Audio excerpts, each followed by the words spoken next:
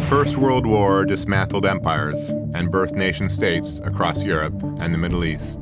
Vague promises were made to the Kurdish people during treaty negotiations after the war, but were not kept.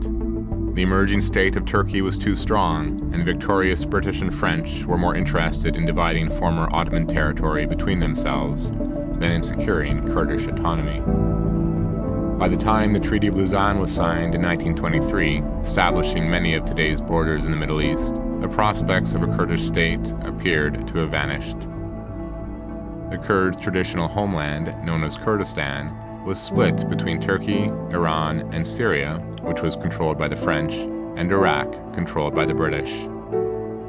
But Kurdish dreams of nationhood persisted, and nationalist movements and uprisings aimed at autonomy or outright independence flared in all four countries, none with any lasting success. The worst violence occurred in Iraq during a period of Kurdish rebellion in the 1980s. Saddam Hussein's Al-Anfal campaign involved the murder of some 100,000 Kurdish non-combatants. His forces razed hundreds of villages, and in the city of Halabja, they killed 5,000 civilians with poison gas.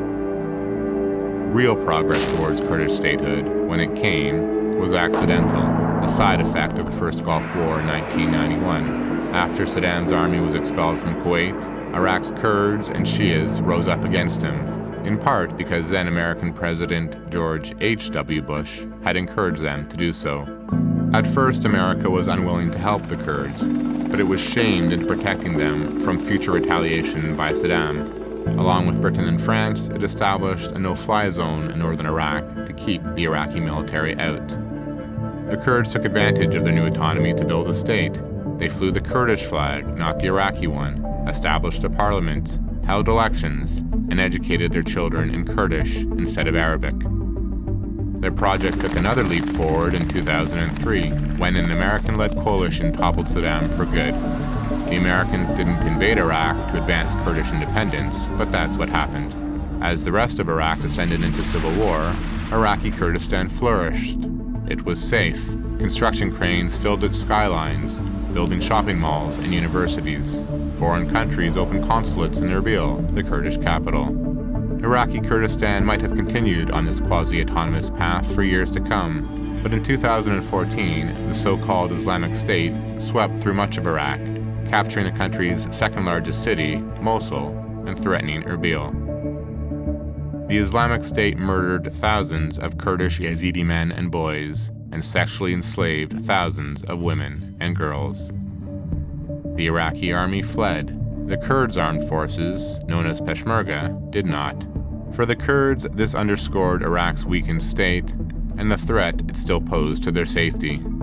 The Kurds' stand against the Islamic State also resulted in a wave of foreign support. An international coalition is now battling the Islamic State in cooperation with Iraqi and Kurdish forces.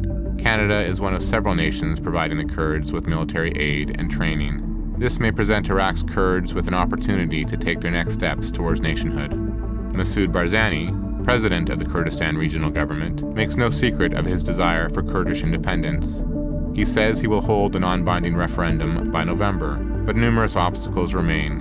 Iraqi Kurdistan's neighbors are likely to oppose its independence, and its Western allies are officially committed to Iraqi unity. Kurdish nationalists counter this by saying a unified Iraq exists only on maps. Iraq is collapsing, they argue, while they are creating a real country. They are closer to realizing that goal than at any other time since the end of the Ottoman Empire almost a century ago.